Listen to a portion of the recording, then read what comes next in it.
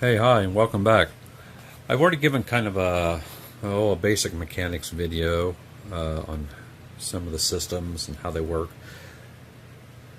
I'm going to just kind of play around with kind of just kind of a thrown together, um, I don't know, kind of a thrown together mini scenario here, just really to practice the game systems again, kind of practice some tactics, and then later on, I don't know exactly when, I'll probably play Brightonfeld, Marston Moor, Lutzen, and I might try to make up a scenario for Edge Hill. I have a pretty good book on it, but we'll see. That's probably way down the road. After this little video, I'm probably going to move on to another game. I'm not sure which that is right now, but whatever piques my interest. So we're just going to kind of do well, this is where we are, then after movement, and then after combat with some commentary. So I'll be back shortly. And I built this really cool camera stand, and I hope to be able to show it to you. I'm not sure when that'll be, but maybe I'll take a static photo of it and just post it somewhere and list all the really cool things I did to make it work, make a nice little camera stand to hopefully hold the camera to get steadier, so you know it doesn't just flop around and that type of thing. So it's pretty cool. I think I'll show it to you here, maybe at the start of this video. Who knows? Talk to you later. See you shortly. I rolled randomly for initiative and green won. So basically all they did was just advance their formations pretty much straight ahead, still employing cavalry on the flanks and muskets and pike in the center. There is one musket and pike trailing along behind. I'm going to use it for a reserve if possible, or if it gets an opportunity it will join the line. Not sure how reserves would best be handled in this game, or if it needs them at all, but we shall soon see. Since they moved, there was no fire combat, and they're not adjacent, so there's no melee combat. However, it is now the blue player's turn, and he will initiate fire combat, and most likely movement and melee. So we'll see what happens after this. Well, here we pick up the action after the blue player's fire combat phase.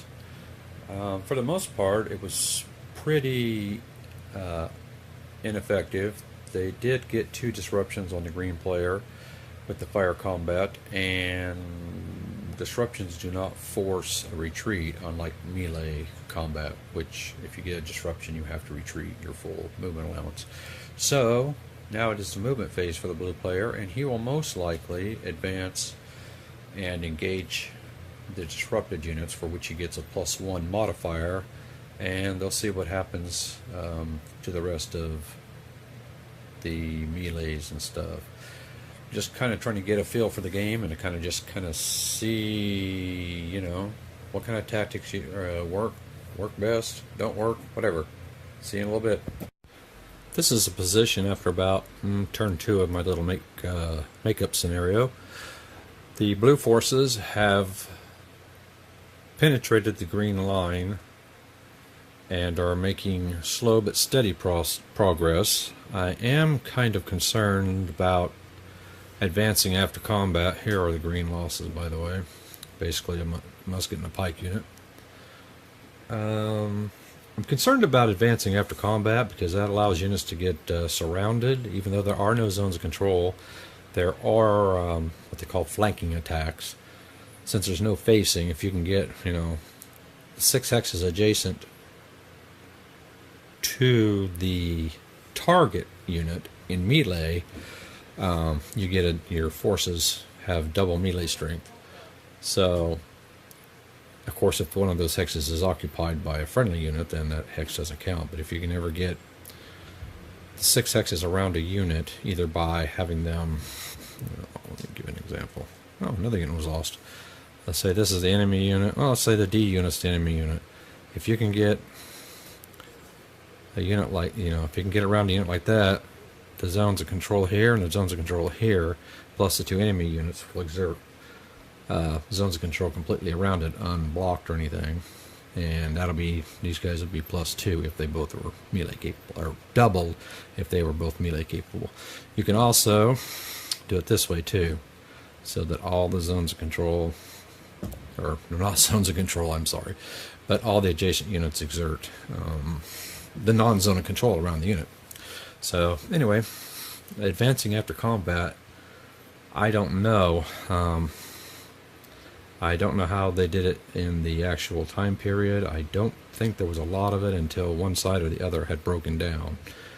So I'm guessing that you have to disorder or disrupt the enemy to the point where you can start pushing them back.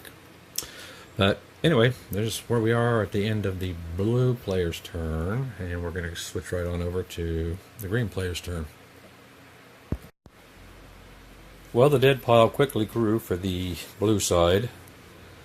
The green forces disrupted several of the blue forces and forced them back or eliminated them outright with a disruption result. 2 disruptions equals an elimination.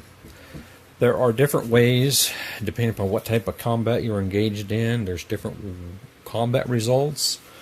Say melee will force units back, disrupt and force them back, whereas fire would usually just disrupt and leave them in the same hex. So anyway, I'm seeing where a solid line is probably your best bet until you can disrupt enough units to start,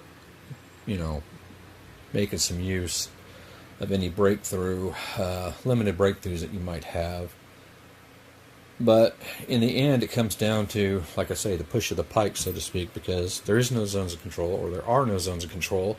So the blue forces can now pull back, form another line, and we start the process all over again.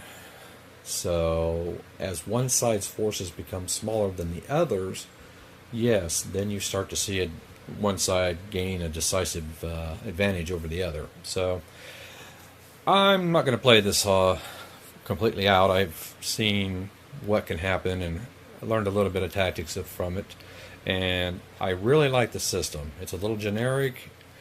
However, there are some special rules for each scenario that kind of give a little bit more, I don't know, realism.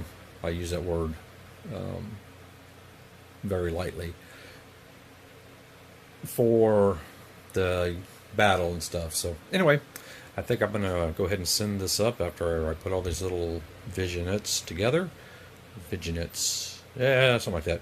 And we'll go from there. I don't know what I'm going to do next, but we'll see what I'm in the mood for. Anyway, till then, later.